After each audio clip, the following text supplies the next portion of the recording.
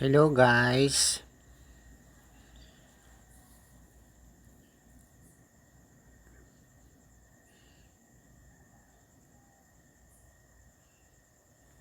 Welcome po sa ating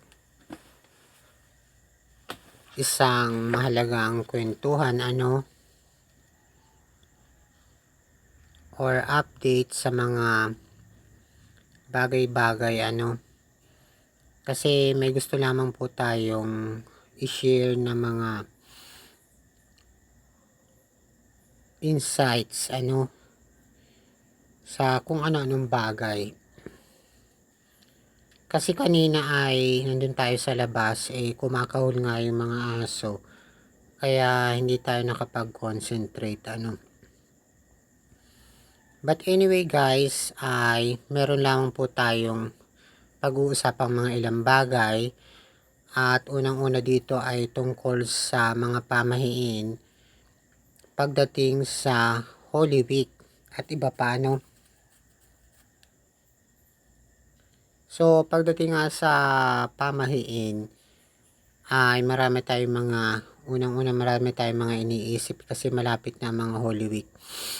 And pagdating naman sa mga bagay-bagay ay dun sa mga nararamdaman natin, feeling ko nade-depress tayo kasi meron tayong mga iniisip na mga bagay-bagay na nakakapagpa-depress sa atin.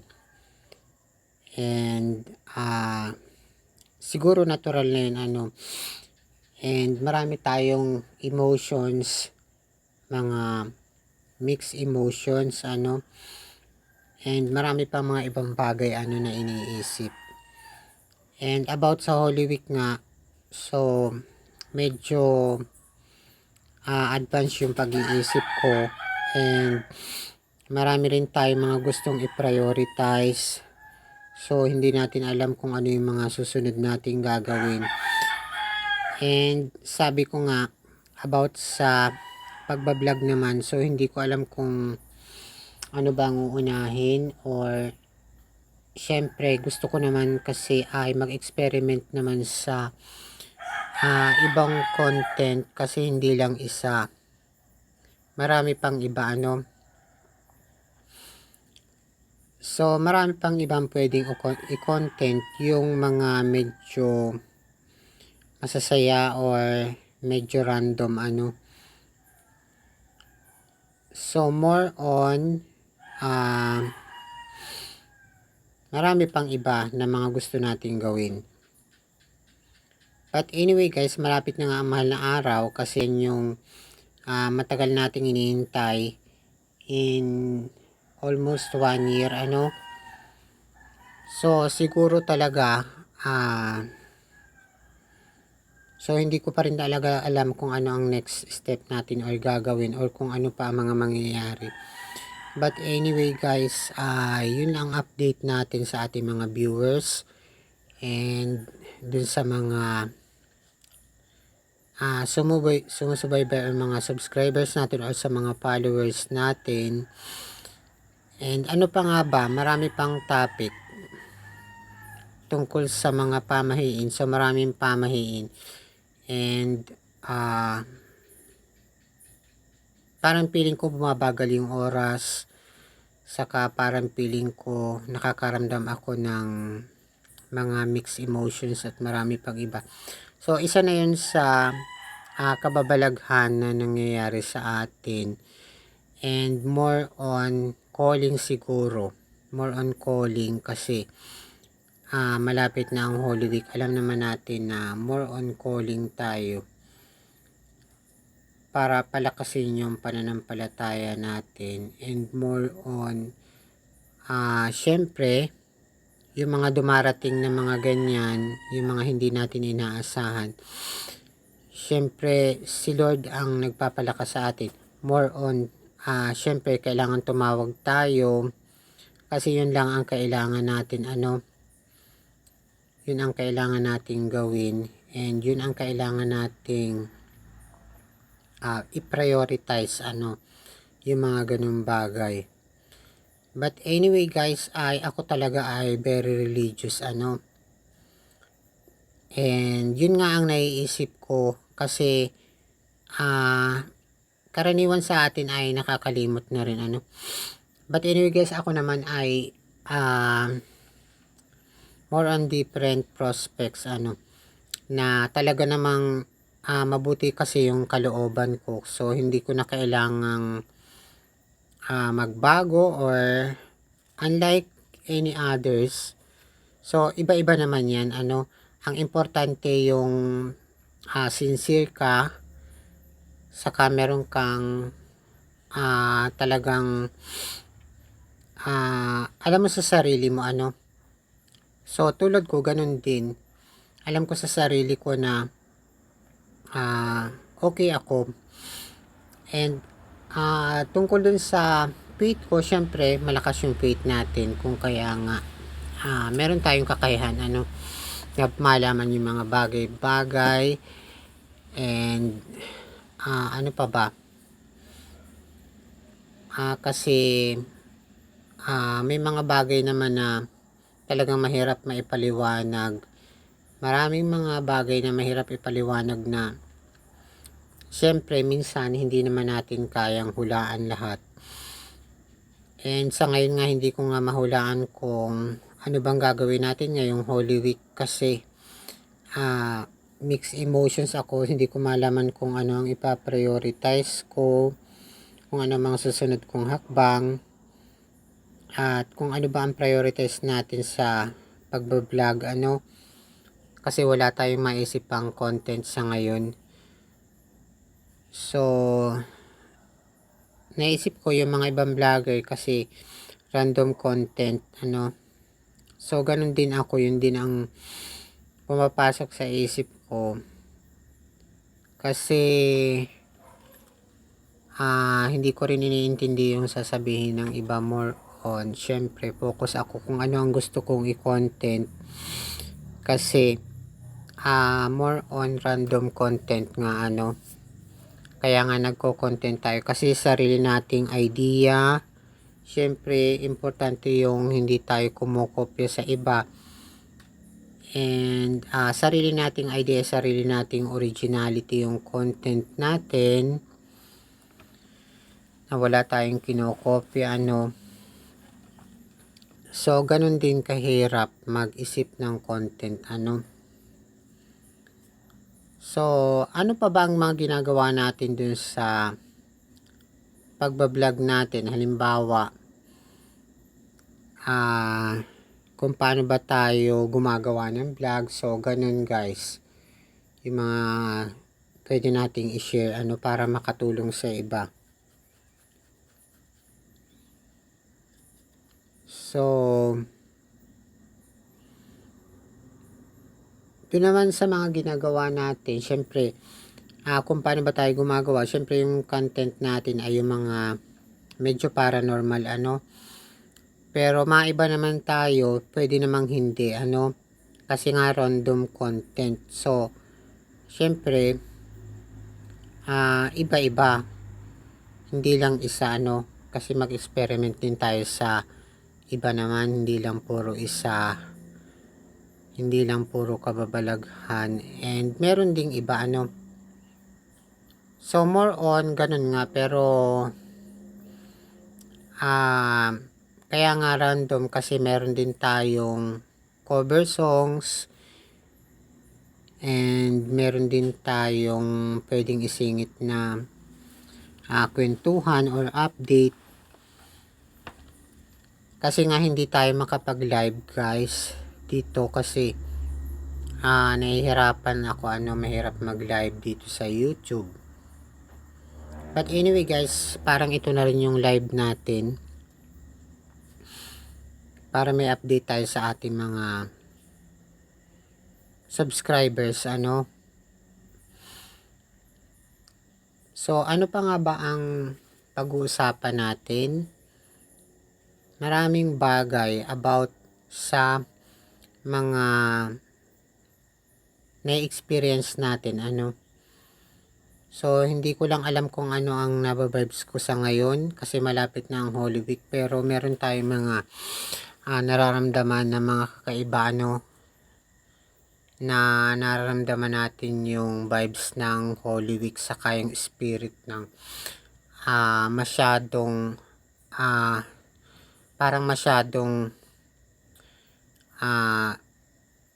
emotional saka parang masyadong solemn or may nararamdaman tayong lungkot kasi yun ang nababibes natin, parang masyadong malungkot, masyado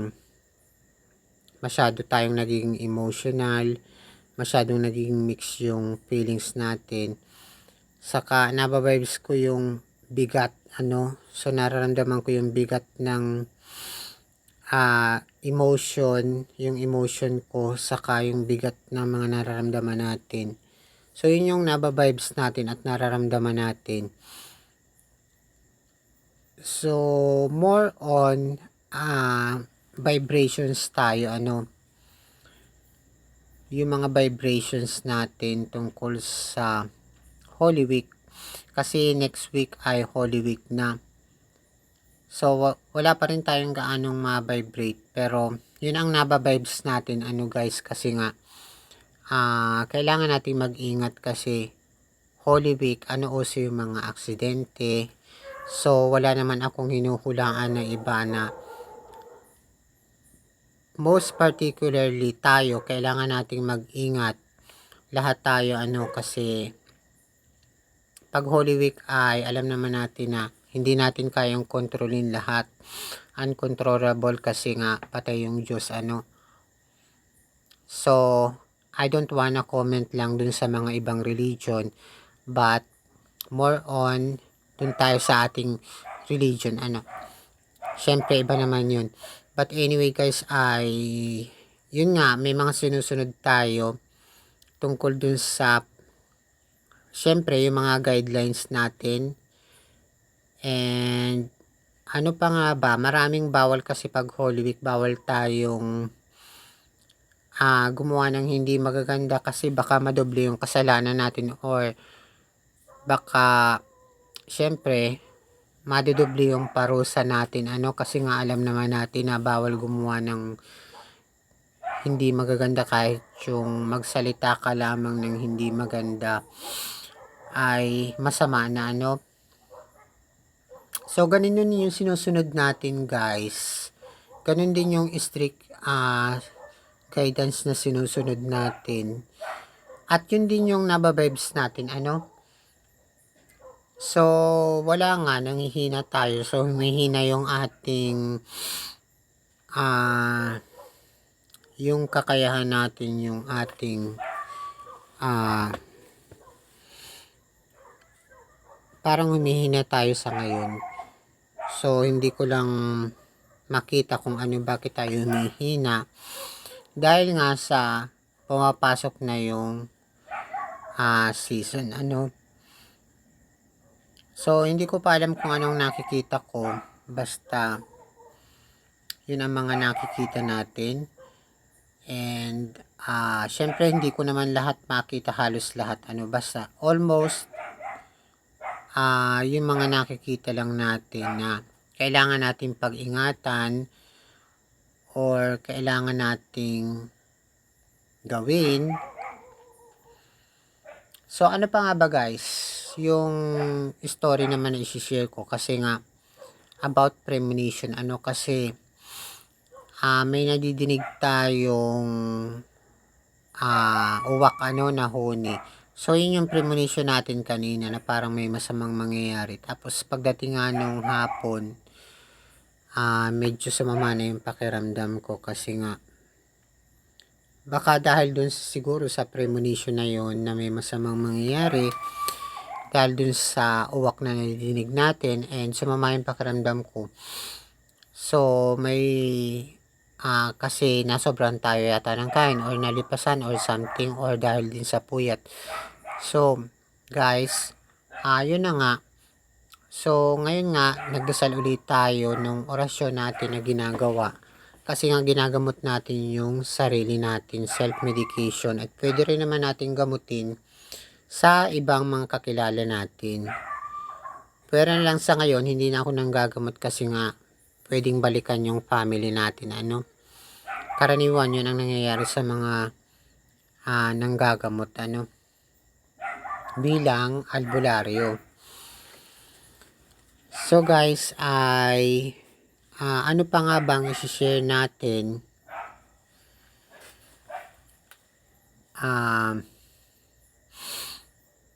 Marami pang iba tungkol naman sa pagbabloging tungkol sa pagbabloging ay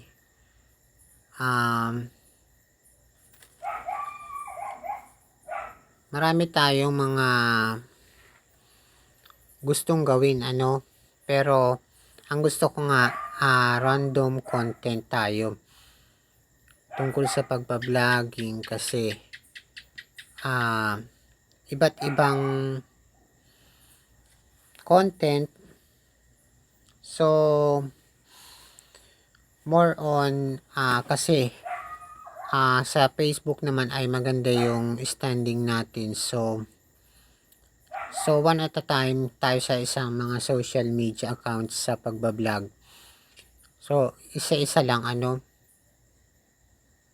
yun yung mga priorities natin, yung mga goals natin.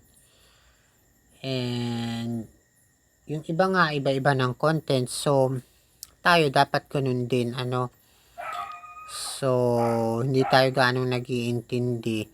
Basta't ang importante, original yung content natin at hindi tayo nangungupya sa ibang vlogger para sa content natin kasi iba-iba naman So ito nga yung naiisip natin. So meron din tayong update tulad nito. And ano pa nga bang i-share natin? So marami guys. More on siguro dun tayo sa mga nabawebs natin sa Holy Week. So guys, ang kailangan natin ay syempre yung faith natin kasi Holy Week na yun yung prioritize natin yun yung priority natin na kailangan natin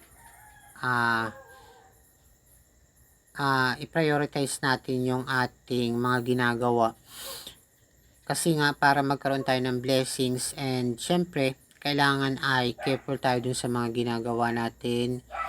Kailangan ay tama yung ginagawa natin, mabuti kasi nga pumapasok na ang Holy Week. Kasi nga pwedeng doble rin ang maging balik natin, balik sa atin. So yun nga guys, so ano pa nga ba about sa pagbablog ay yung pagbablog natin ay sinisingit lang nga natin yung ating mga schedules kasi minsan nga napupuyat tayo.